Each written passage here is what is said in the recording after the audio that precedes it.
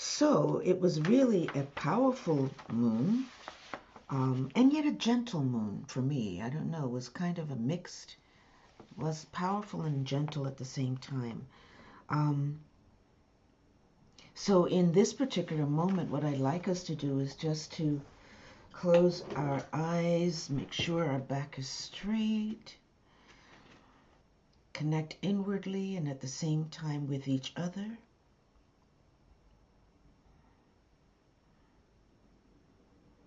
With the awareness that we are a part of a larger fabric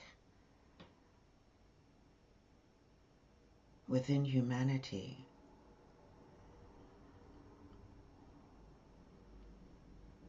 Whose focus and purpose is service to the collective. The facilitation, the facilitation of the birthing of a new age. We are midwives for the new age.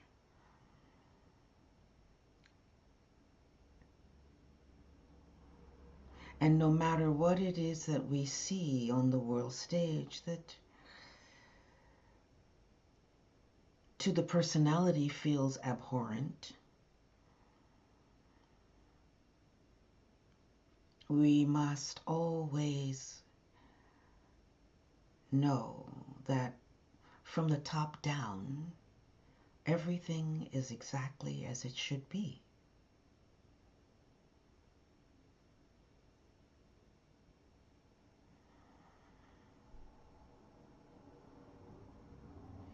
So I'd like to take this moment for us to refresh our energies as a group, one to one, heart to heart, soul to soul.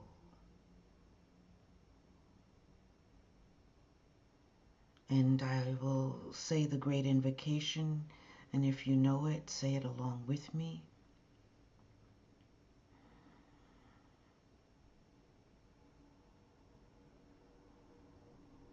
From the point of light, within the mind of God,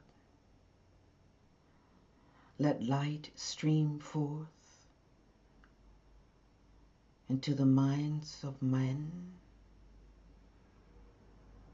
humanity.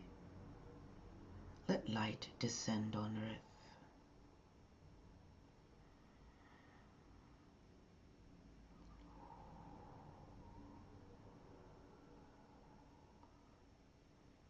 From the point of love, within the heart of God, let love stream forth into the hearts of men, humanity. May Christ return to earth.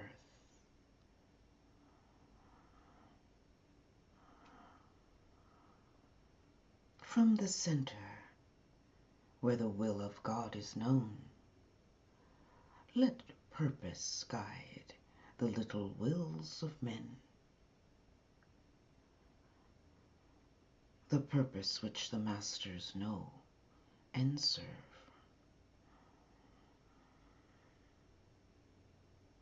From the center which we call the race of men, let the plan of love and light work out, and may it seal the door where evil dwells.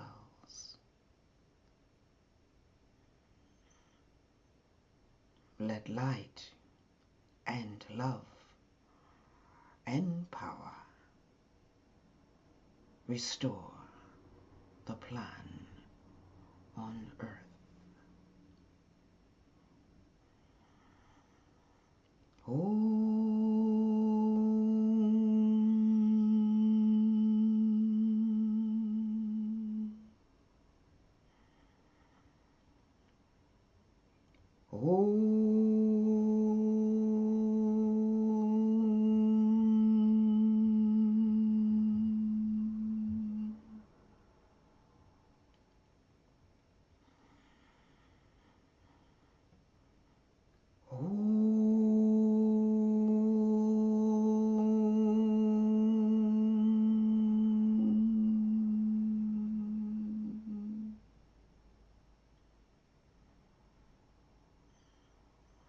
So let it be, in divine law and order.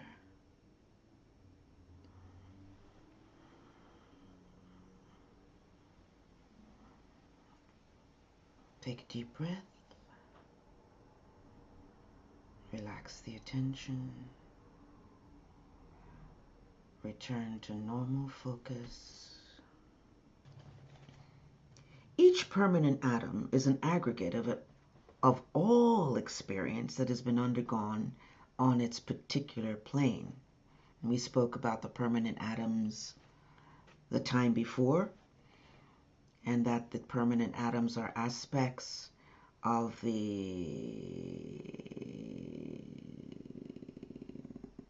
abstract. Well, going into really the abstract mind. Remember, we looked at the constitution of man chart and we saw where the permanent atoms are. And that the permanent atoms are, in essence, storage vehicles, in essence, okay, that house the different experiences, or the synthesis, let's put it that way, the synthesis of experience that one undergoes in an incarnation. Mental permanent atom, emotional permanent atom, physical permanent atom. Right? I think that's what it is, okay?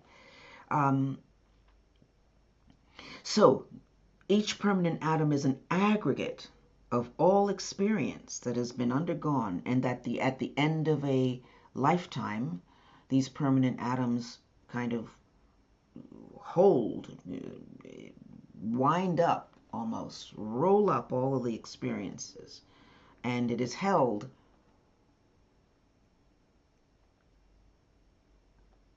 until that soul decides it's going to take on another incarnation, and it's building the forms that it needs, or it's creating or designing the form that it's going to be housed in. And once that is done, then those permanent atoms are released, and then the memory, well, it's not so much the memory, but one is able to take up where they left off. There are some people who do remember. I've met some people who very clearly remember their past lives. They know, very clear about it. So they in essence did not have to experience a blocking out of what happened in the past. They come fully engaged and aware of it, which is quite a gift. So each permanent atom is an aggregate of all experience that has been undergone on its particular plane. In other words, the essence of an entire incarnation is absorbed into each of these three permanent atoms and is then added to all that has gone before. The causal body, or auric egg, as it has been called, contains the reflected consciousness of the Christ. The three permanent atoms and the outer shell or envelope. It has all of these. It has that's an interesting sentence. I want to break this down a little bit more. The causal body or auric egg as it has been called, contains the reflected consciousness of the Christ, the three permanent atoms, and the outer shell or envelope. There's will, divine will, power, and intelligence. The will, power, purpose.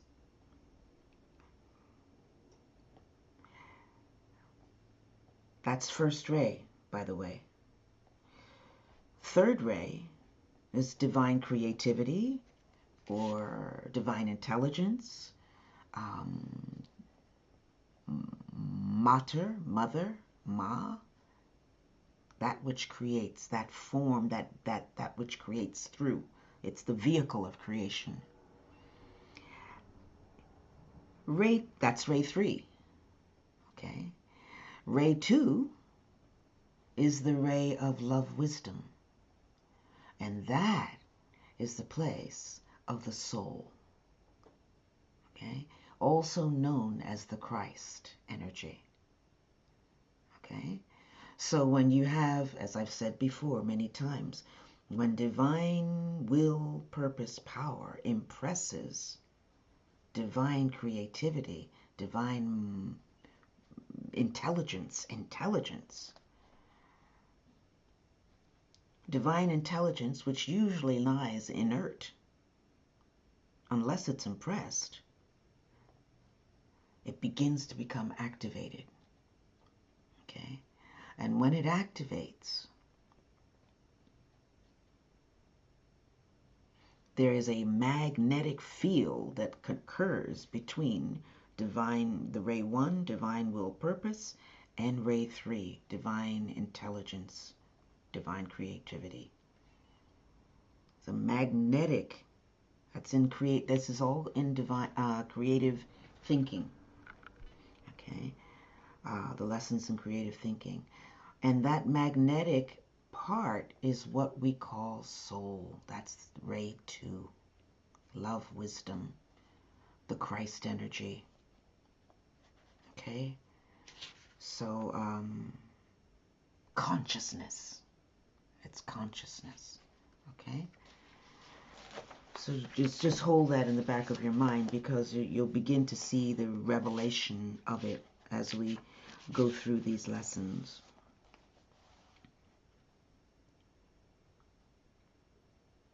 It is contacted in the center of the head in what has been called the cave, the brain cavity, just above the pineal gland. As the personality consciousness becomes aware of it, it takes form as the light in the head. The lighted lamp is symbolic of this stage of development.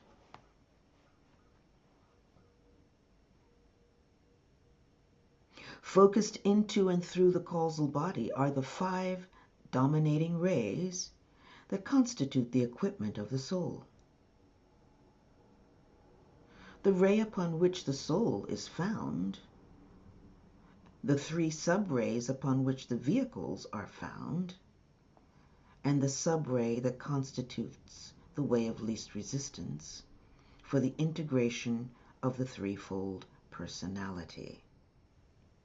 So, a lot there. Let's see if we can go through this with ease. I always said we all have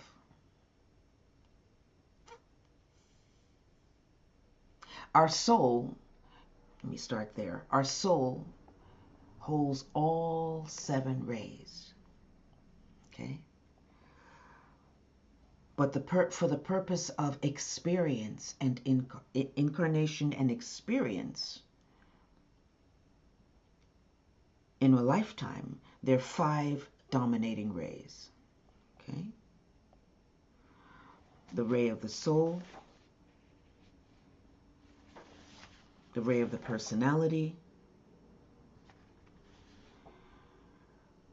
and within the ray of the personality,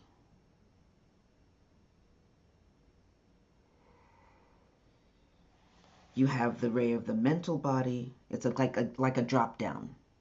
Within the ray of the personality, there's the ray of the mental body, astral body, physical body. Okay? So,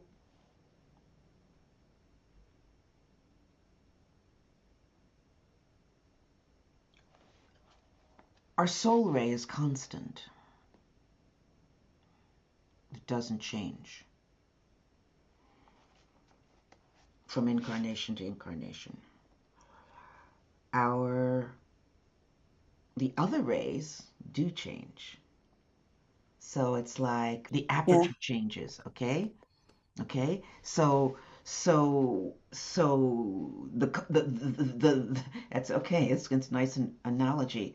The body, so to speak. The camera itself stays the same. That let you know that your soul, that whatever, that's the soul ray, okay, stays the same. But the ability to shift and the ability to bring through different gifts, different weaknesses, different lessons, all of that is changed by the shifting of those other rays, okay? And you can have a person, you can meet someone just like in astrology, you know, you can have somebody that's born at the same time, same day, different longitude and latitude. The chart is not going to be the same no matter what, okay? Something's going to be different. So so yes, it's really fascinating how that works. But that is a design by the divine so that we experience everything that we can possibly experience throughout the myriad of incarnations that we take, right? And are always learning something new. Isn't that fascinating? I find it fascinating. The subject of the rays is a very large one, and while I do not intend this to be a lesson on the rays, it is necessary that I go into them somewhat in order to clarify my subject.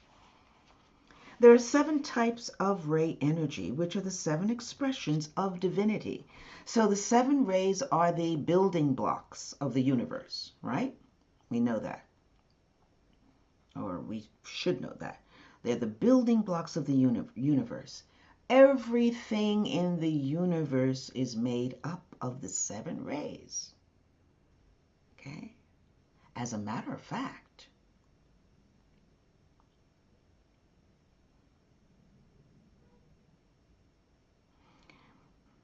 and this gets kind of esoteric. As a matter of fact, even the planetary logos in and of itself, okay, is a 7, made up of 7, okay, which in essence is the aspect of, it's the 7 rays. And there are other things that are applicable when you go down the line. It's absolutely fascinating. And if you really, really, really, really want to get into the details of the 7 rays, I highly suggest that you get, if you can handle it, and it is so intensely stocked with information, you can only bite off a little bit at a time. Michael Robbins' book, Tapestry of the Gods. Okay. It's 2 volumes. I think he had a third ray mind. Third ray mind means he sliced and diced everything down to its components. This is 1 volume. Look how thick it is.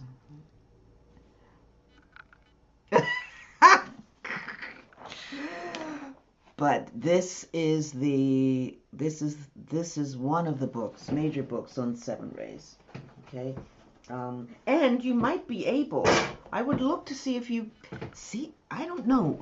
Michael Robbins just passed away 2 years ago. I think it's 2 years ago now.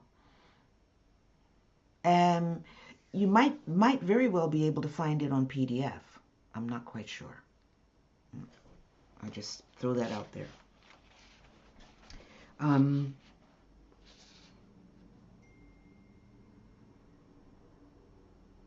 Yeah.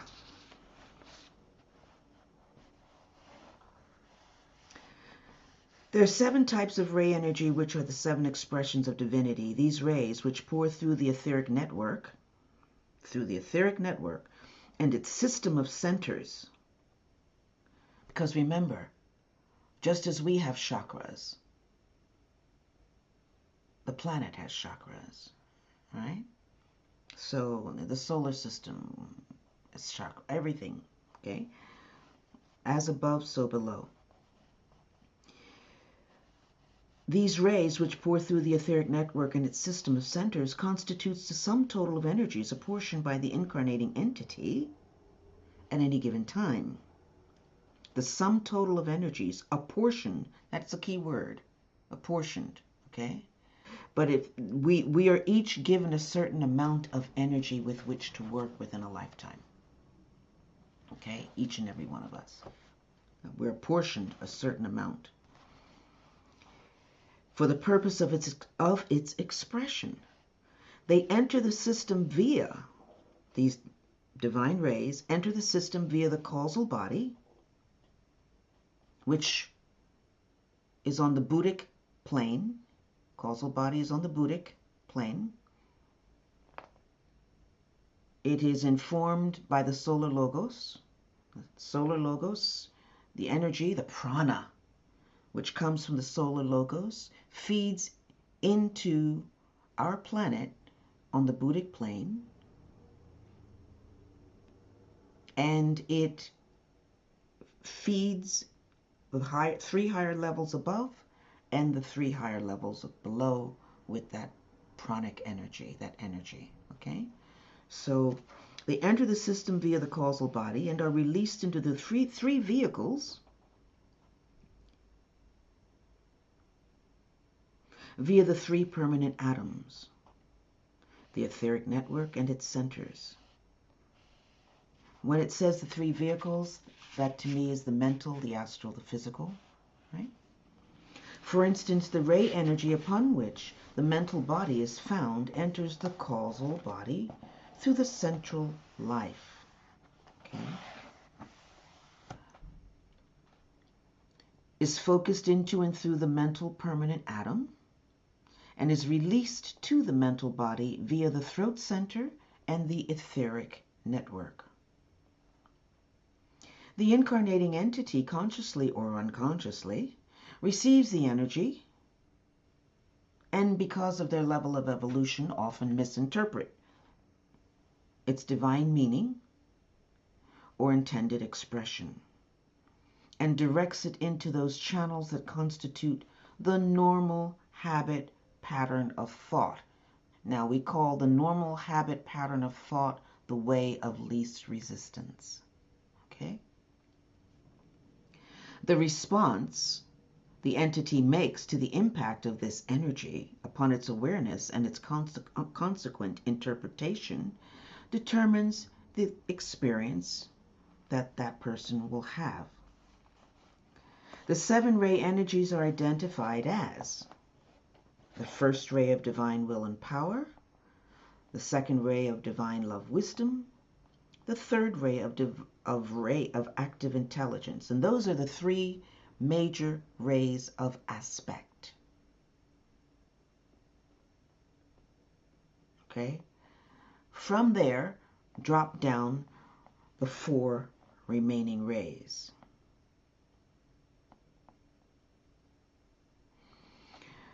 The 4th harmony of through conflict, 5th ray of concrete knowledge and science, 6th ray of devotion to an ideal, 7th ray of ceremonial magic or divine law and order. A study of meditation upon the identification of the rays will reveal their divine intention, and that kind of study is definitely nature of the soul, okay? It includes, and you cannot study these rays, how do you say it? You cannot study these rays without meditation, because these rays have consciousness. These rays are the building blocks of the universe. Therefore, they are alive and conscious and well. So you are connecting energetically with an entity almost, an energy, a force, a consciousness that has a compendium of information that comes in with it. It's really quite fascinating, making it possible for humanity to become a part of the universal divine expression. So as we study and meditate on these rays, our consciousness expands, our awareness grows, our understanding deepens, how we look out at the world changes. We begin to understand differences between people and things in a new way, which allows for greater compassion, okay, and understanding and realization of difference and why there is difference, okay? Making it possible for humanity to become a part of the universal divine expression. In essence, it's an enriching process, divine process. All substance is colored by one or another of these rays. All substance. So every mineral, every plant, every animal, every human being,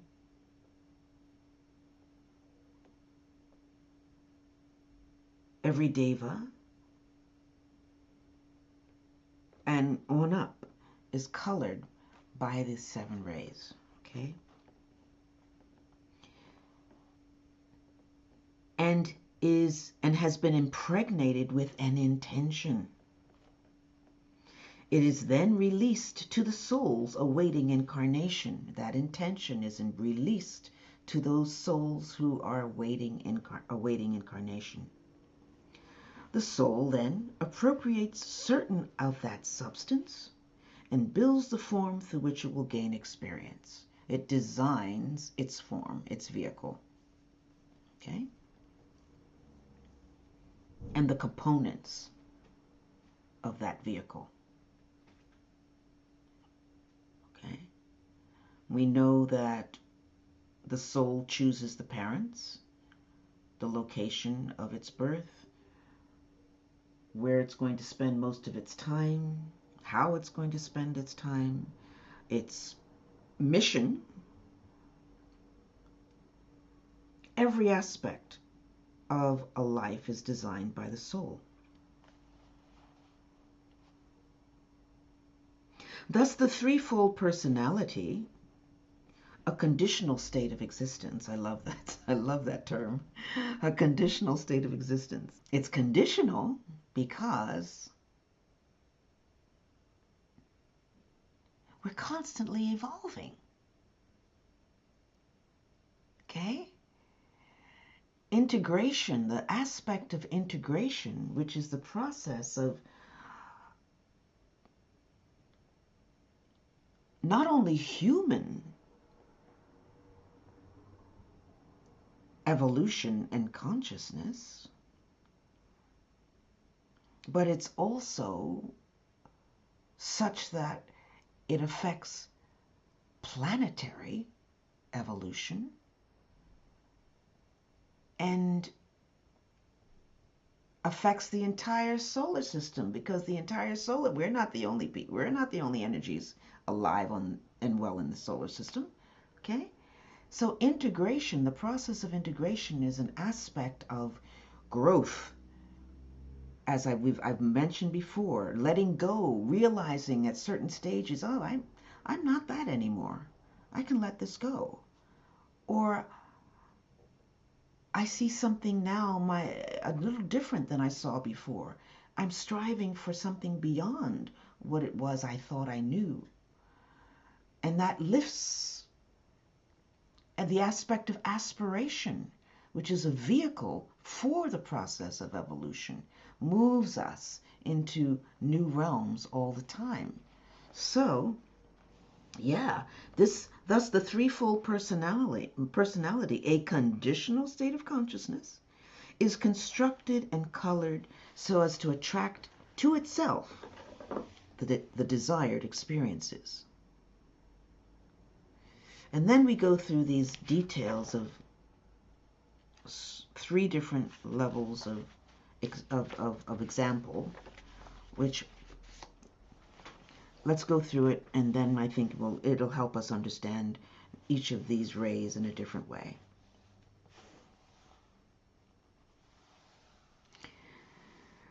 As an example, I shall draw a hypothetical parallel that will make this more readily understood. Consider a second ray soul in a process of incarnating.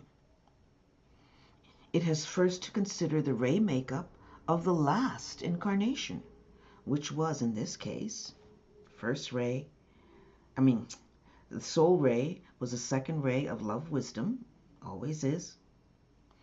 That is to say, the way of least resistance was and still is that of inclusive love.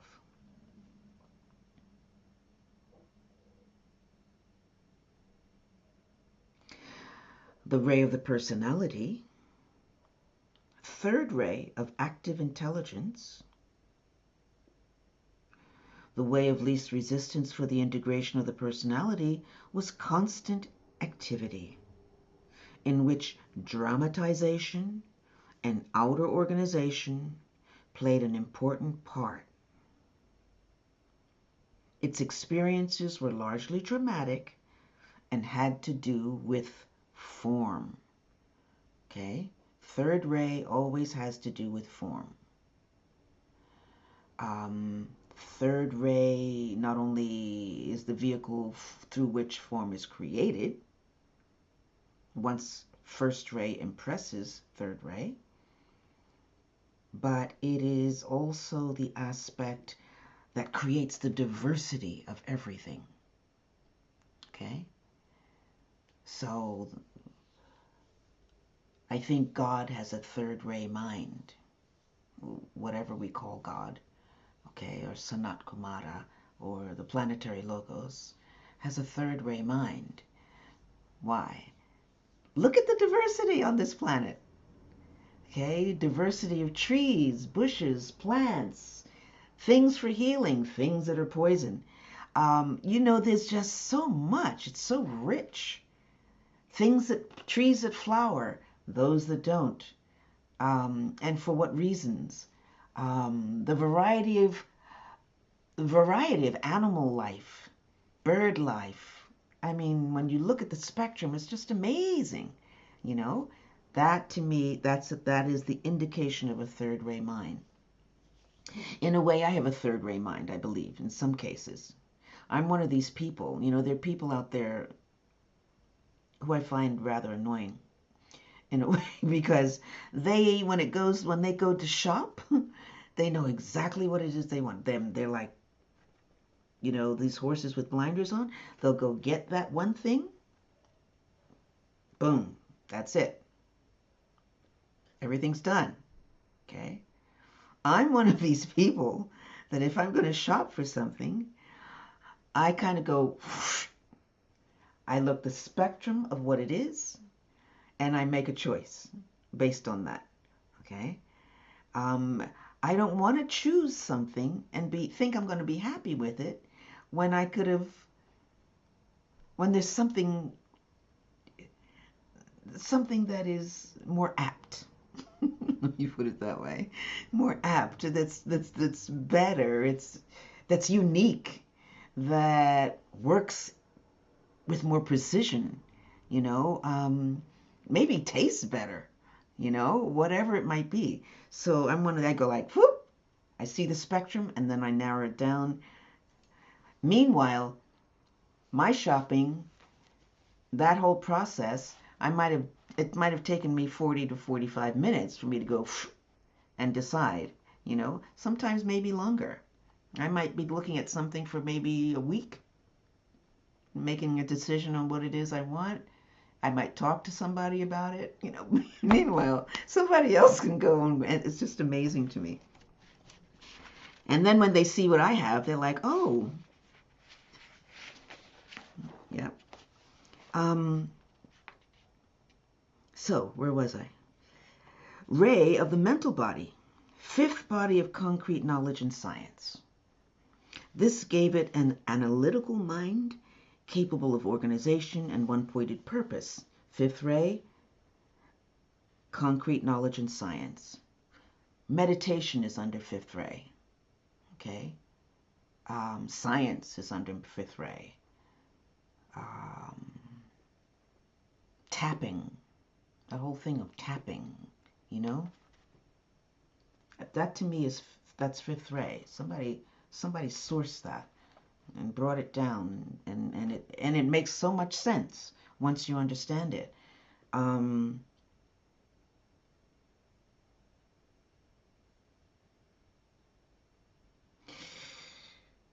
The ability to sense, esoteric sense, is fifth ray.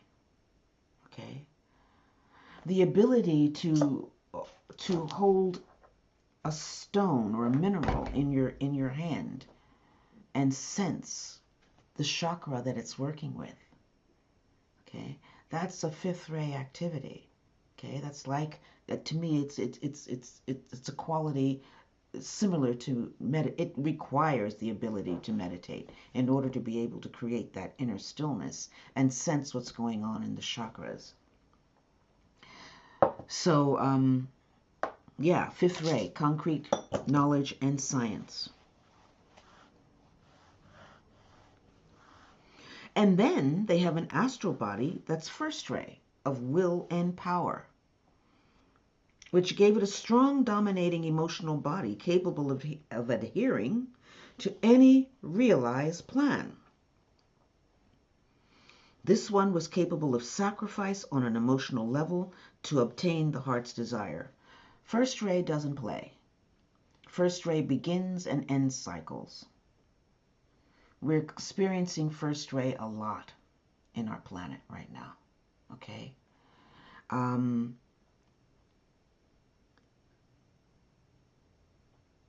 It's extremely strong in that it creates and destroys. It has that ability of creating and destroying. It is extremely powerful, and it's very hard to override that first ray energy. So to have an astral body, an emotional body that's first ray, whoa, okay, that soul is going to have to contend with a very strong emotional body. And if that soul has a vision, of course it has a vision, the soul's vision is going to be obstructed, especially that second ray love wisdom. The teaching is that first, third, fifth, and seventh, because they're odd numbers, work more harmoniously together. 2, 4, and 6 are considered softer, even numbers. They work better together. They facilitate their movement together easily. So a second ray soul is all about love. Now, if it was a third ray soul or a fifth ray soul, it would have been a totally different scenario.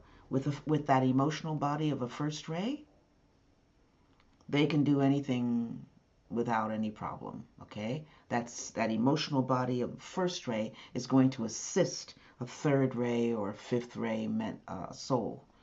But a second ray is going to have a little bit of conflict with that emotional body. You understand? Are you getting that a little bit? Okay. Any questions? Okay.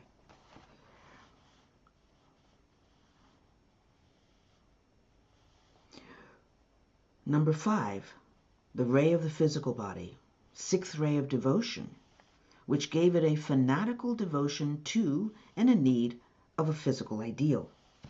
It can be seen that in this incarnation, the soul had little chance of making itself felt, while the personality had a very good opportunity for integration. And why did they say that? Because the personality is a third ray of active intelligence. Okay? And that third ray of active intelligence will work well with the fifth ray mental body and the first ray emotional body. The polarization was in a process of transition from astral to mental, which was somewhat difficult due to the power of the first ray astral or emotional body and the physical brain recognition of a needed ideal, which was ray 6. The ideal took the form of the idealized personality due to the power of the astral or emotional, the organization of the mind, which was third ray, and the dramatization of the personality, which was, mind was fifth ray, and the dramatization of the personality, which was third. The incarnation was spent in the endeavor to glorify the personality and was quite successful insofar as the awareness of the I was concerned. So, next incarnation, that same soul wishes to continue the shift of polarization from the astral to the mental. It didn't get it right the last time, so it's going to try again. And to stabilize it. The ray makeup in this case will be, again, second ray soul, love, wisdom. Third ray of active intelligence, which was, again, it's a duplication of the last time.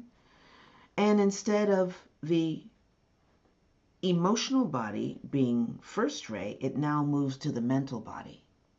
Okay?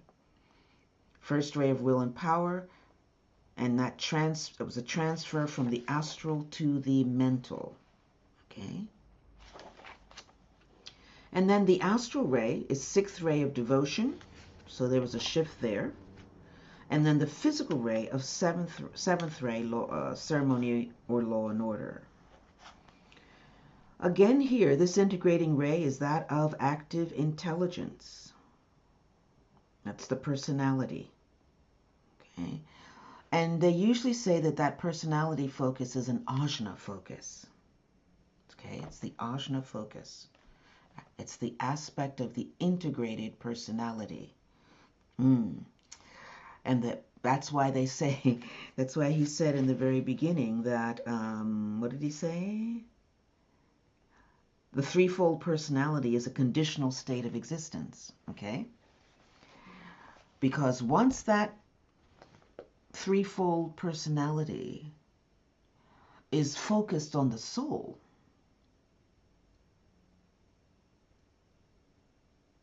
clearly, without a doubt, and it's doing the work in a soul-focused way,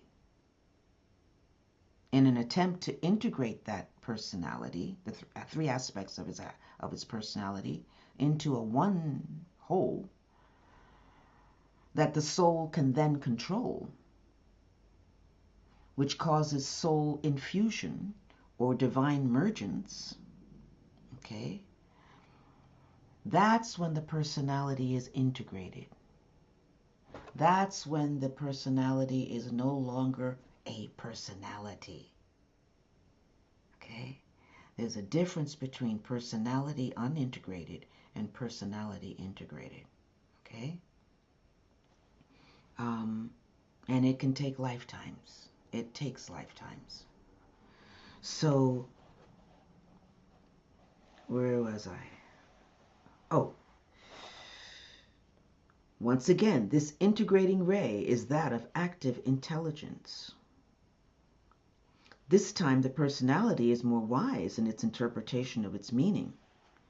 The first ray of power has shifted to the mental body, giving it more strength and endurance.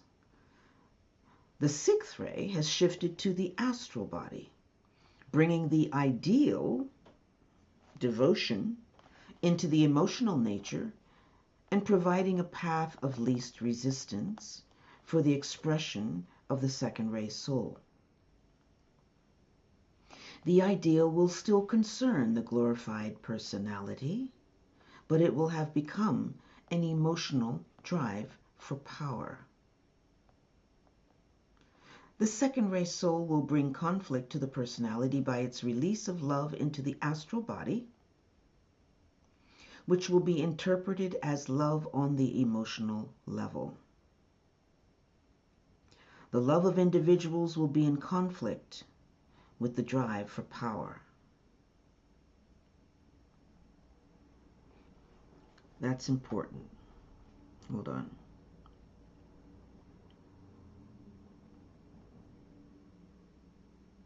The love of individuals will be in conflict with the drive for power. Ah, yes. Okay. That's because of the emotional, the astral body, that number 4, the astral ray. The love of individuals will be in conflict with the drive for power, which is the mental ray, the first ray. Okay, mental ray has shifted to the first ray. So it's focused on power, will, purpose. And then it has an emotional body that is focused on the love of individuals. It doesn't have the ability to move to that higher level. It's a conflict. It's a bit of a conflict. Okay? It's going to take a lot of experience, a lot of lessons for it to shift into that higher aspect of love. The head will rule, but the heart will suffer. Thus certain karma made in the last incarnation will be balanced, as well as new karma initiated. The 7th ray physical will aid the personality in its ability to establish order, and the end of the incarnation will see a partial mental polarization, an emotional awareness of love, and a greater integration of the threefold personality. You have to understand that Master R was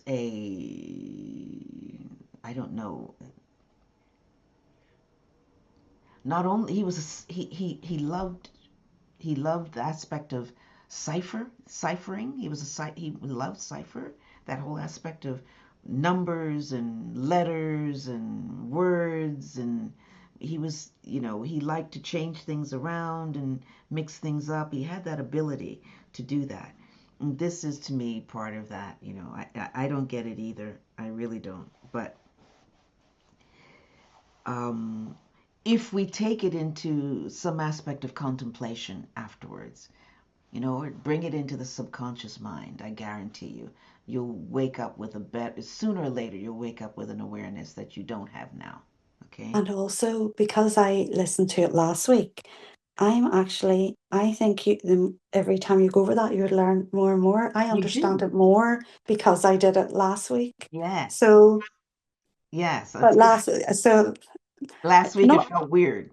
and I'm not saying I fully get every single bit. I would need to go over Yeah. again, but like I definitely am enjoying it because I've did it last week. Excellent. And that is the way. That is the way you have to work with a lot of Master R stuff. You have to, sometimes, as I said before, sometimes when I work with his things, if I'm not understanding something, I'll go back to the beginning, and I'll call on his name several times, believe it or not. And when I do that, and I'll ask for deeper understanding, deeper awareness. And when I do that, all of a sudden I go through it and things will jump out at me that I didn't understand before, just so you know. It does work. It's a little formula. So in the next incarnation, this same second ray soul will utilize, this time, a 6th ray personality, a 1st ray mental vehicle, a 4th ray emotional vehicle, and a 7th ray physical vehicle. Okay? So we have 6th ray of, devotion to an ideal, 1st ray of willpower and intelligence, 4th ray of harmony through conflict. For the emotional body, that's harmony through conflict. You can't get better than that. I mean, the emotional body knows how to deal with harmony through conflict. And then a 7th ray physical. The mind will become aware of higher purpose. The astral aware of conflict to a greater degree than heretofore. The physical still capable of order, but a battleground for the battle between the mind and the emotions. Interesting.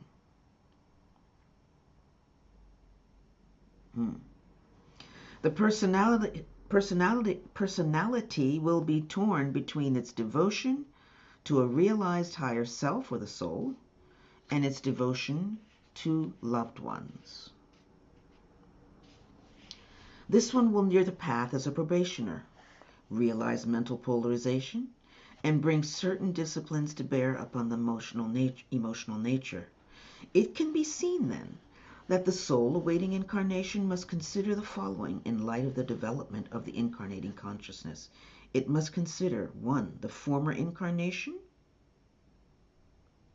What did it achieve? Its polarization. Was it mental or astral? And the degree of integration that it was able to create. Its ray makeup from the past, its experience, and its karma as a result of those experiences. It also needs to consider the desired polarization. Where does it want to go? And the desired degree of integration. The necessary experience and the karma to be precipitated. What needs to happen in order for all of this to take place? And the consequent choice of rays. And 3, its realization of the divine plan and the way of least resistance for its manifestation. So what is the divine plan? What is the mission, really? What is the group mission, the collective group mission, and the way of least resistance for that manifestation to take place?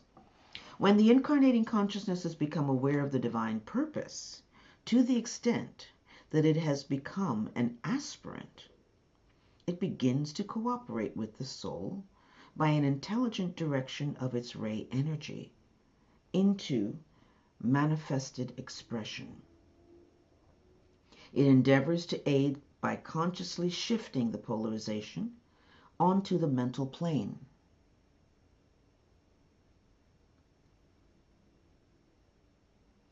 And by orienting to the life of the soul.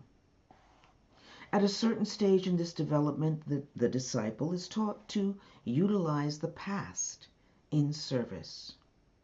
I shall go into this in the next lesson. In the meantime, contemplate the meaning of the 7 rays and write your understanding of their divine intention. And that you can do for your own purposes, okay, to really begin to kind of digest the 7 rays. Last week we ended, and this week we're going to end the same way, contemplating the meaning of the 7 rays.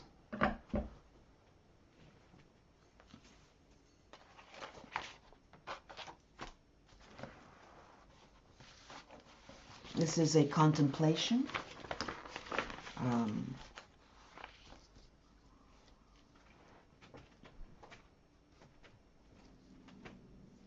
Meditation. So, again, sitting up straight, take a deep breath, and as you release it,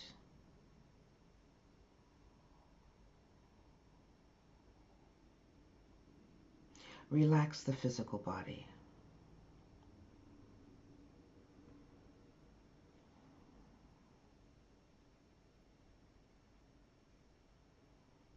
A second deep breath.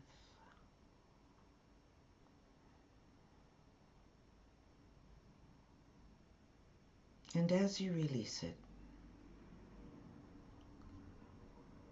calm the emotional body.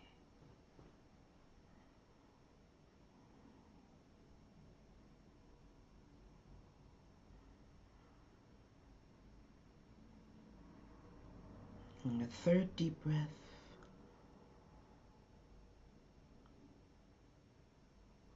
Moving into the mental body.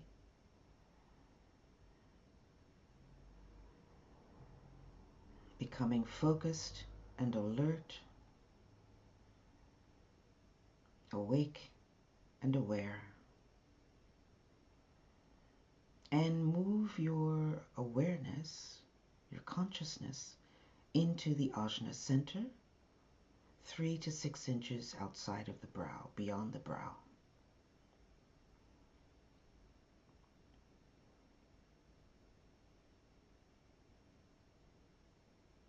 And take the time to integrate the 3 lower bodies into the ajna center through the use of the breath.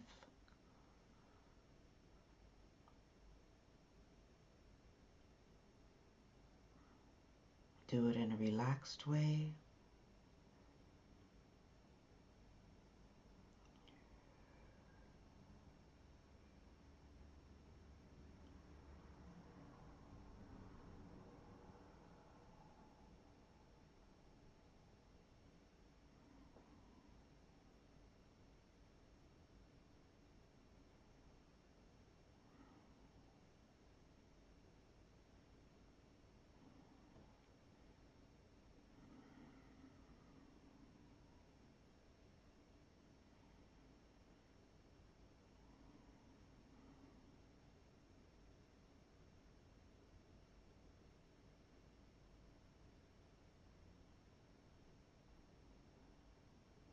You are integrating the threefold persona into a unit receptive to divine impression.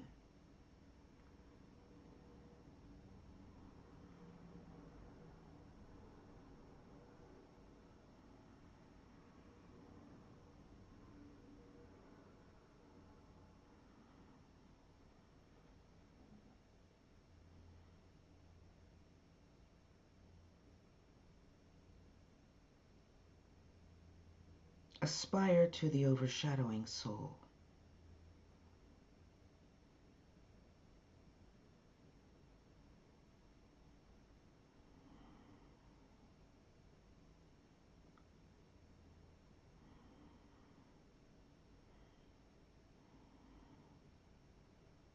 And become aware of yourself as the soul in the ajna center.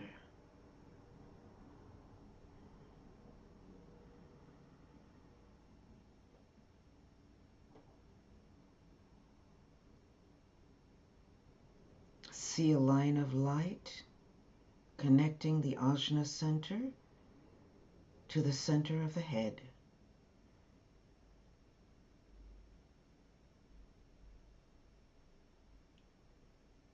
And from the ajna center,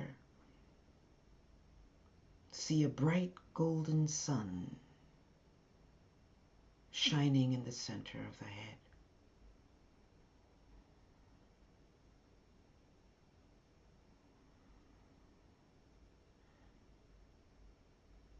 And allow your consciousness, not the threefold persona, the consciousness only, to move along that line of light into the cave, into the bright golden sun.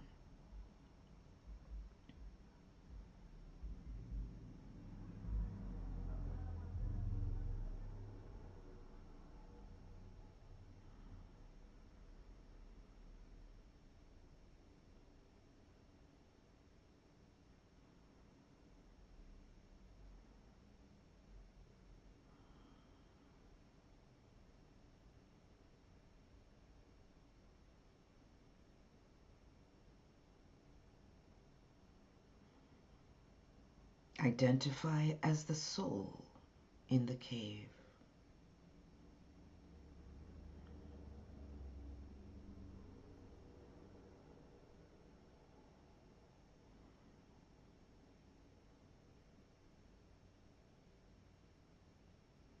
Gaze upward in frequency to the source of the seven rays.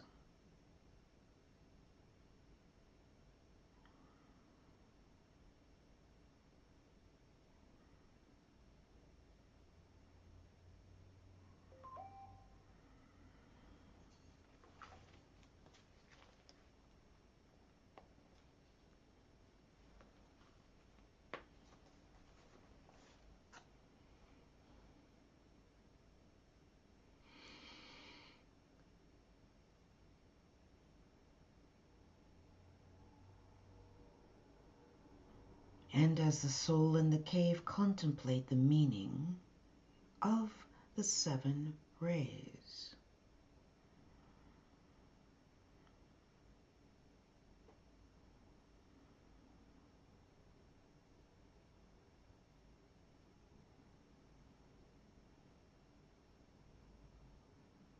contemplate their purpose.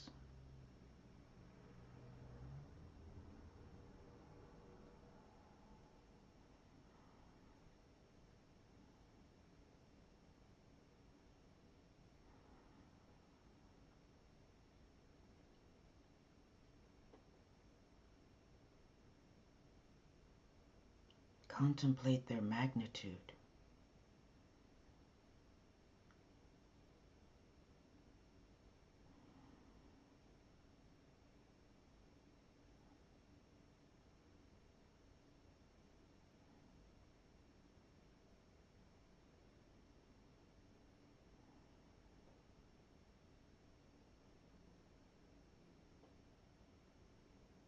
Cosmologically,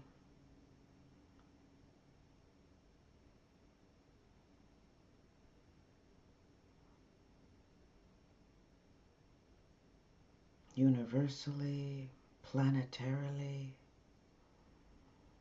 throughout all of the kingdoms.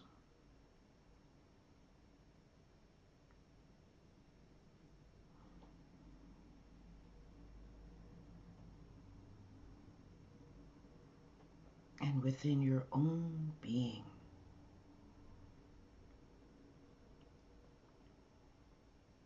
Remembering that your soul has all seven rays.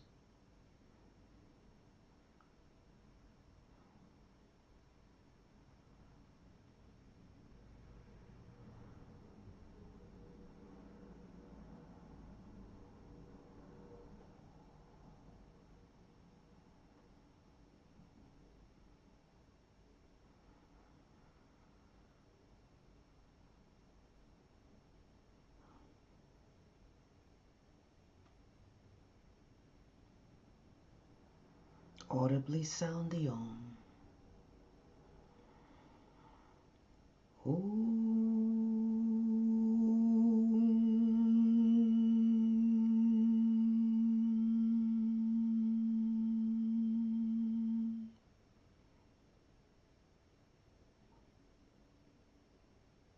Take a deep breath,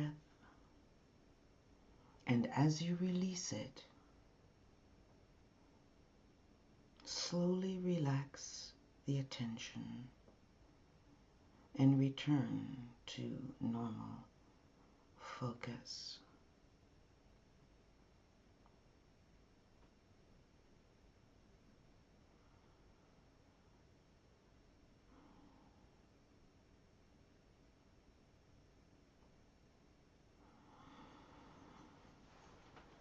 Happy Easter, everyone. Happy Easter. Thank you so much. You're more than welcome. Thank you for being here. And Thank you. we thank the Institute for Global Transformation Definitely. to make all of this possible and all of those who work as volunteers within its structure.